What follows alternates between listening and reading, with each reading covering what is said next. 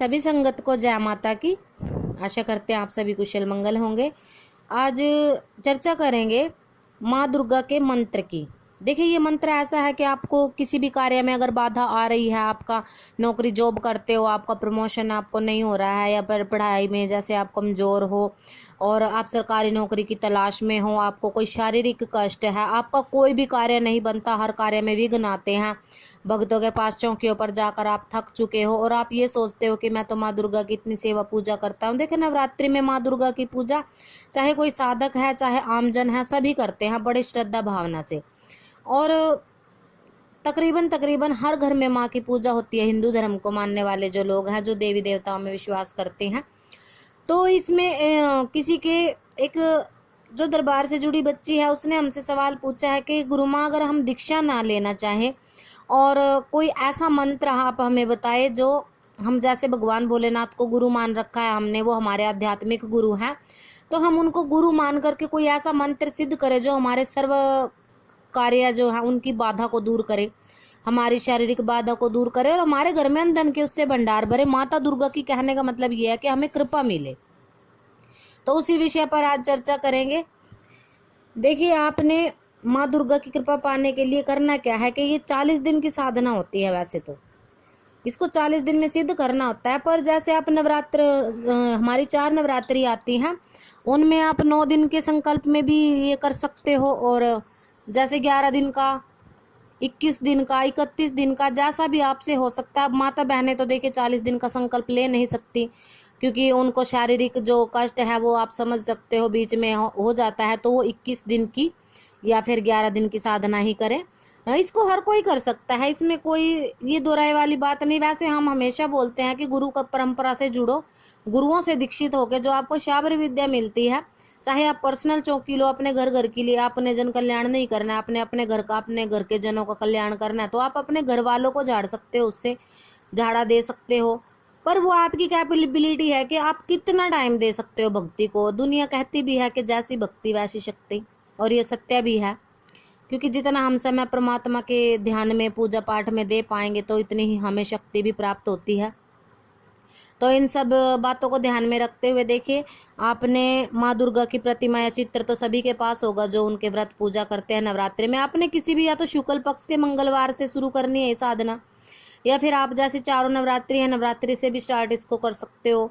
आपने एक लाल ऊनी आसन ले लेना है, और माँ दुर्गा की प्रतिमा को लाल वस्त्र पर, सभी को पता है जैसे नवरात्रों में माँ की चौकी जमाते हैं, इसमें कलश स्थापना नहीं आपने करनी है। इसमें सिर्फ माँ दुर्गा को पहले दिन आपने गुलाब के फूल अर्पण करने हैं, 5 या 7 जितने आपकी श्रद्धा हो, 2 फूल भी आप अर्पण कर सकते हो। उनको आपकी जैसी श्रद्धा हो आप मीठे का भोग उनको लगाइए, और मीठे के भोग के साथ आप मीठे जल का लोटा या फिर एक गिलास जरूर रखें, क्योंकि हर साधना में जल रखने का बड़ा महत्व होता है। लाल ऊनी आसन पर आपने बैठना है और संकल्प लेना है अपने गंगा जल हाथ में लेकर के कि हे माँ दुर्गा, अपना नाम व गोत्र बोल करके कि मैं इतने दिन की आपके ये मंत्र की साधना उठा रहा हूँ और मेरे घर की सर्व बाधा का नाश करो। मैं आपका ये मंत्र जप कर रहा हूँ माँ, बिना विघ्न के और बिना विधि विधान के जो मैं पूजा कर रहा हूँ, उसको सफलता उसमें मुझे दो आप, और उनसे क्षमा याचना भी करें और संकल्प भी लें। इस प्रकार से आप, श्रद्धा भाव जरूरी है इसमें। देखिए, नियम वैसे तो मायने रखते हैं हर चीज में, पर जहां तक हमने समझा है कि नियम से ज्यादा श्रद्धा भावना मायने रखती है। अगर आपको किसी चीज पर विश्वास है तो नियम मायने नहीं रखते, क्योंकि आमजन को पता नहीं होता नियम।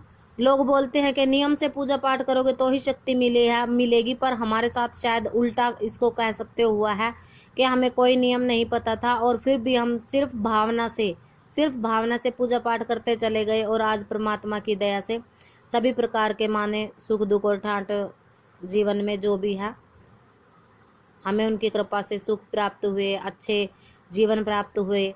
तो इस प्रकार से आपने ये सामान रख करके भोग वगैरह लगा के लाल ऊनी आसन पर, लाल वस्त्र हो तो ठीक है, नहीं तो कोई भी वस्त्र पहन सकते हो। दिशा उत्तर पूर्व रहेगी।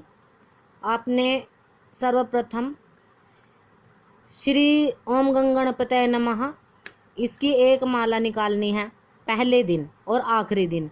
बीच में आप 5 या 7 बार जप कर सकते हो, और गुरु मंत्र अगर आपके पास है तो उसकी माला निकालिए, नहीं तो ओम नमः शिवाय की माला आप निकाल सकते हैं, क्योंकि भोलेनाथ को अगर गुरु धारण किया है तो। और जिन साधकों के पास गुरु मंत्र है वो भी ओम नमः शिवाय नाम की माला जरूर जप करें, क्योंकि ये गुरुओं के गुरु हैं, सभी को इस बात का पता है। पहले दिन और आखिरी दिन, बीच में जब भी आप जप करो 3 बार 5 बार 7 बार आप इन मंत्रों का जप कर सकते हो।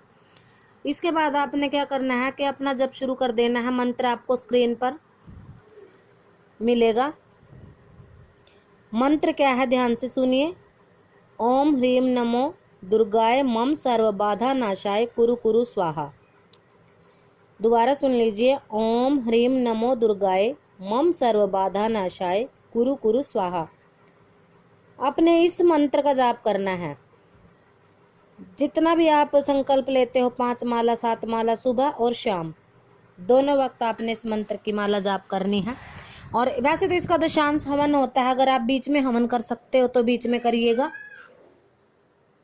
बीच बीच में आप इनका हवन कर सकते हो। जो मार्केट में हवन सामग्री मिलती है उसमें आपने थोड़ी सी, जैसे घर से कच्चे चावल, तिल, शक्कर, घी, शहद, उन चीज़ों को मिक्स करके आप इसका हवन निकाल सकते हो। और या तो फिर आप जैसे आपने साधना आपकी आज समाप्त कर रहे हो तो उस दिन भी आप जितने भी आपने जाप किए हैं वो तो आप नोट करके रखोगे। इतनी माला मैं प्रतिदिन जाप करता था, इतना मेरा हो गया, उसी के हिसाब से दशांश का आप हवन इसका निकाल सकते हो। उसके बाद आपने 9 कन्याओं को भोजन करवाना है। अगर आपको 9 कन्या नहीं मिलती है तो 3 कन्या को या 1 कन्या को भी आप भोजन करवा के दक्षिणा दे सकते हो, क्योंकि आम दिनों में अगर आप ये साधना कर रहे हो तो आपको कन्याएं नहीं मिलेंगी। कन्याएं सिर्फ नवरात्रि में ही मिल सकती हैं। और आपने जैसे ये मंत्र सिद्ध कर लिया, इस मंत्र को सिद्ध करने के बाद आपने जब भी आप घर से बाहर पाँव निकालो, किसी कार्य के लिए जाओ, तो आपने ये मंत्र 7 बार पढ़ना है। 7 बार पढ़ने के बाद ही घर के बाहर आप पाँव रखो, तो माँ दुर्गा की आपको कृपा मिलेगी। देखिए, कृपा धीरे धीरे मिलते हैं। कुछ लोग ये क्या करते हैं कि मंत्रों पर विश्वास नहीं करते, साधनाओं पर विश्वास नहीं करते।